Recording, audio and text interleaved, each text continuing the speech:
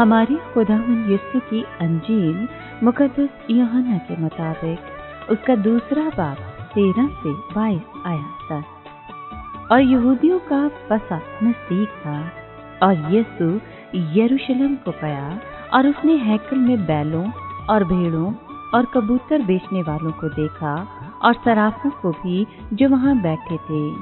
तब उसने रस्सियों का कोड़ा बनाकर सबको भेड़ों और बैलों समेत हैकल से बाहर निकाल दिया और सराफों की नकदी बखेर दी और तख्ते उलट दिए और कबूतर फरोशों से कहा, इन चीज़ों को यहाँ से ले जाओ, मेरे बाप के घर को व्यापार का घर मत बनाओ। और उसके शागिर्दों को याद आया कि यूं लिखा है कि तेरे घर की गैरत मुझे खा जाएगी। तब यहूदी बोल उठे और कहा कि तू हमें क्या निशान दिखाता है कि ये काम करता है।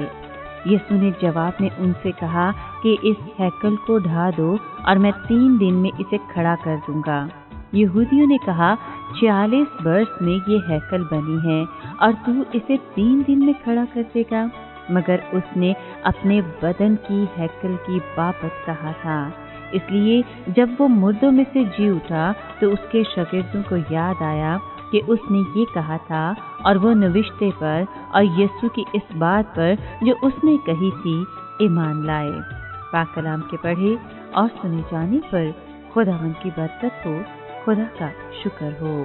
अजीज दोस्तों, काहिनों को जब हैकल की सफाई और ताजरों की गिरयावजारी का इल्म हुआ तो वो फौरन यीशु के पास गए और पूछने लगे कि तुम्हें ऐसा करने का इख्तियार किसने दिया, किसने तुम्हें भेजा है, हमें अपने इख्तियार का ठोस सबूत दीजिए।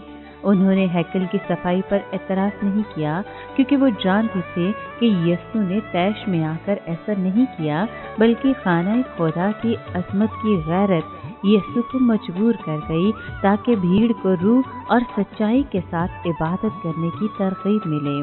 वो सिर्फ ये जानना चाहते थे कि उन्हें किसने और किन वजूहात और मकासद ने ऐसा करने पर मजबूर किया। चुनाचे यीशु उनकी निगाह में रखी ठहरे क्योंकि वो हैकल के निज़ाम में कहानत के निज़ाम से रजू किए बिना तब्दीली लाना चाहते थे।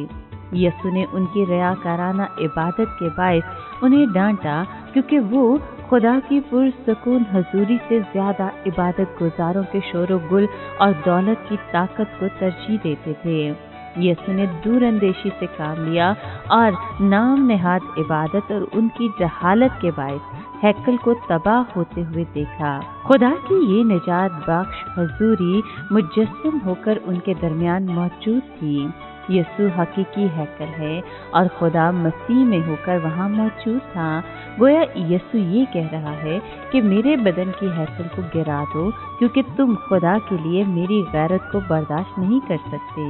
तुम नामुमकिन को मुमकिन बना दोगे और इस हैकल को तबाह कर दोगे, लेकिन मैं उस बदन को 3 दिन में दोबारा खड़ा कर दूंगा। मैं मरने के बाद दोबारा जिंदा होकर कब्र से बाहर निकल आऊंगा। तुम मेरी जान लोगे लेकिन मैं जिंदा हूँ क्योंकि मैं बजाते खुद जिंदगी हूँ, यानी जिस्मानी शक्ल में खुदा। तुम मेरी जान नहीं ले सकते। इस तरह यीशु ने नहायत साफ अल्फाज में अपने मुर्दों में से जी उठने का ऐलान किया। मुर्दों में से जी उठना आज तक अजीम तरीन मौजज़ा है। सरदार काहिन के भेजे हुए नुमाइंदे हैकल से मुतालिक इस तमसील को समझ ना सके। वो संगे मरमर के सतूनों और सुनहरी गुंबदों को ताकते रहे और इस नतीजे पर पहुंचे कि यीशु ने इबादत गाह के खिलाफ कुफर बका है जिसे हेरोदेस बादशाह ने 40 सालों के तवील अरसे में बनाया था। उन्होंने पत्थरों की बात की, लेकिन मसीह यीशु ने अपने बदन के मुतालिक कहा था। आज भी मसीह यीशु हमारे साथ उसी रूहानी हैकल में मौजूद है जिसके हम जिंदा पत्थर हैं। रूल कुदूस ने शागिर्दों को कदीम आसमानी नविश्तों में यीशु के कलाम के मायने ढूंढने की तरगीब दी। वो अपने ईमान पर मजबूती से कायम रहे और सब मिलकर खुदा की मुकद्दस हैकल बन गए। ए खुदावंद यीशु, तू खुदा की रहाइश गाह है जहाँ खुदा और गुनाहगार की मुलाकात होती है।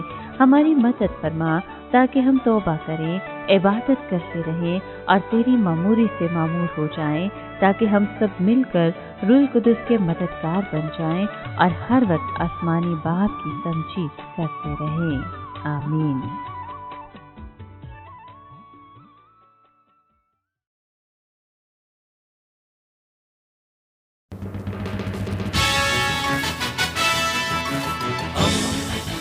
دوستی کا پیمبر، ریڈیو ویریتاس ایشیا۔